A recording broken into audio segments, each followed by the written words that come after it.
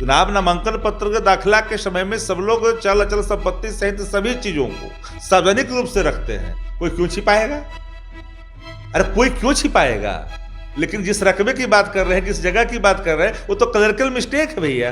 वो कहां मामला ऑकरेंस का बनता है? दर्जनों लोग हैं जो जनता दल और भाजपा के अंदर में है, जिनके बारे में इस तरह के चीजें खुलेआम आई है खुल करके। क्या उस पर FIR करवाए क्या? बात तो हम पार्टी के प्रवक्ता अब तो वही तो बात बनवा करवाए क्या? FIR करवाना चाहिए था। जदयू को कोई काम है क्या? उसको विकास से मतलब है। जदयू का काम इसी तरह की चीजों में लाद लगा रहना। कौन नहीं जानता है चुनाव आयोग में बैठे लोग ने क्या क्या किया, किस तरह से जीते हुए कैंडिडेटों को हराया गया, किसको पता नहीं है। इनके अधिकारी इनके ड्योढ़ी पर कठपुतली की तरह नाचते हैं इनके इशारों पर। उससे क्या अपेक्षा रखिएगा? यह अपने गुंडे को बहाल करने के बराबर है। मैं मानता हूं कि पुलिस महकमे में बहाली दक्षता के आधार पर होनी चाहिए। रिटायर आदमी आकर के बहाल करके होकर के पुलिस का काम करेगा? क्या काम करेगा पुलिस का रिटायर होकर के? जो खुद रिटायर हो चुका है सेवा से, उसके लिए पुलिस बल है क्या? ये तो मतलब कि होपलेस एक्शन है ये। नमस्कार, न्यूज फॉर नेशन देख रहे हैं। मैं हूं आपके साथ वंदना। हमारे साथ बात करने के लिए हैं राजद के पूर्व विधायक सह प्रवक्ता शक्ति यादव, और इनसे मेरा सवाल है, तेज प्रताप यादव की टेंशन जो है वो बढ़ती नजर आ रही है, क्योंकि उन्होंने 2020 के विधानसभा चुनाव में गलत ब्यौरा जो है उन्होंने दिया है। क्या तेज प्रताप यादव जी ने कोई गलत ब्यौरा नहीं दिया है। याद करिए ना, तारकिशोर प्रसाद जी का मामला क्या था?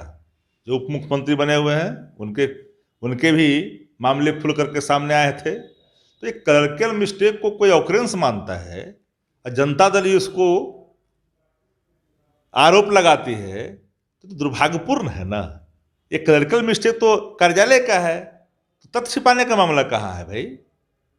वीरेंद्र यादव जी का मामला आया था, भूल गए क्या अपने पार्टी के लोगों का? तो घिघी बंद हो गया था। अभी उनको बता रहे हैं कि परेशानी हो रही है। आपकी सरकार है, आपने निर्देशित किया है अधिकारियों को, कर्मचारियों को, तो आपने FIR दर्ज करवा दिया है। तो FIR दर्ज करने से क्या हो सकता है? जो क्लरिकल मिस्टेक है उसका सामना किया जाएगा। लेकिन यह कोई मामला कहीं से तथ्य छिपाने का नहीं बनता। 2015 में भी उन्होंने स्पष्ट तौर पर जो बातें थी रखी थी। चुनाव नामांकन पत्र के दाखिला के समय में सब लोग चल अचल संपत्ति सहित सभी चीजों को सार्वजनिक रूप से रखते हैं। कोई क्यों छिपाएगा? अरे कोई क्यों छिपाएगा? लेकिन जिस रकबे की बात कर रहे हैं, जिस जगह की बात कर रहे हैं, वो तो क्लरिकल मिस्टेक है भैया। वो कहां मामला ऑकरेंस का बनता है? अगर होगा तो एक मामला है क्या? दर्जनों लोग हैं जो जनता दल और भाजपा के अंदर में है, जिनके बारे में इस तरह के चीजें खुलेआम आई है खुल करके। तो क्या उस पर FIR करवाए क्या? यही बात तो हम पार्टी के प्रवक्ता रिजवान अब तो वही तो बात बनवा करवाए क्या? FIR करवाना चाहिए था विजेंद्र जी के खिलाफ, करवाना चाहिए था तारकिशोर प्रसाद जी के खिलाफ।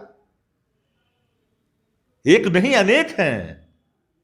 ये पूरी तरह से इन लोगों ने अपनी गिरती हुई आभा पर कहीं से कहीं चाह रहे हैं कि जदयू फंसा रही है। जदयू तो लगातार ये सब काबे करती। जदयू को कोई काम है क्या? उसको विकास से मतलब है।